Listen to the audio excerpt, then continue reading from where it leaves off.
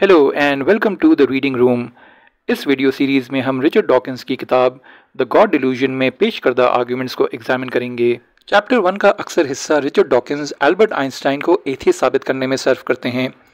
सवाल ये है कि उनके लिए ये क्यों ज़रूरी है कि वो आइंस्टाइन को एथियस्ट जाहिर करें।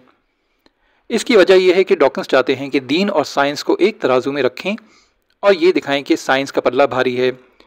यानी वो चाहते हैं कि दीन और साइंस को इल्म के दो मुखालिफ सोर्सेज के तौर पर पेश करें और ये साबित करें कि साइंस दीन से अफजल है। लेकिन इस काम को अंजाम देने से पहले ज़रूरी है कि वो आइंस्टाइन, जो शायद साइंस की दुनिया का सबसे बड़ा नाम है, उसको पूरी तरह से अपना तरफदार साबित करें। मसला ये है कि ये कोई आसान काम नहीं। आइंस्टाइन को बिल्कुल बेदीन या एथियस्ट साबित करना बहुत मुश्किल या नामुमकिन है। इसलिए डॉकिंस कोशिश करते हैं कि आइंस्टाइन के दीन को दूसरे अध्ययन से मुख्तलिफ जाहिर करें। ये बात वो खुद अपनी किताब के सफ़ा नंबर 15 पर बयान करते हैं। वो कहते हैं, As I continue to clarify the distinction between supernatural religion on the one hand and Einsteinian religion on the other, bear in mind that I am calling only supernatural gods delusional. यानी उनकी किताब का title the God delusion Einstein के खुदा पर apply ही नहीं होता।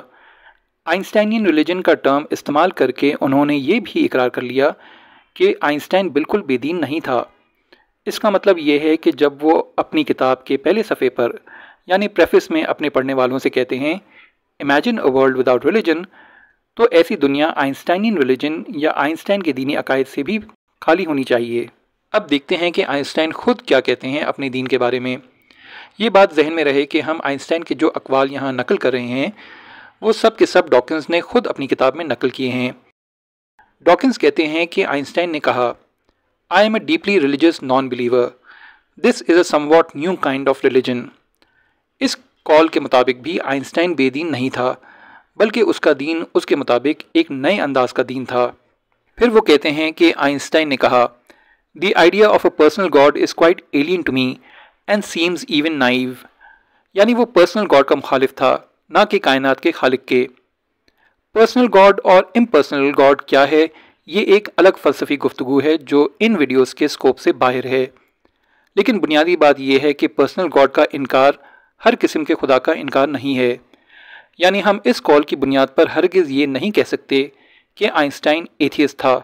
दीनी अकायद के एतबार से हो सकता है आइंस्टाइन का ग्लास आधा ही भरा हो, लेकिन डॉकिंस चाहते हैं कि हम इस आधे भरे ग्लास को मुकम्मल खाली तसव्वुर करें।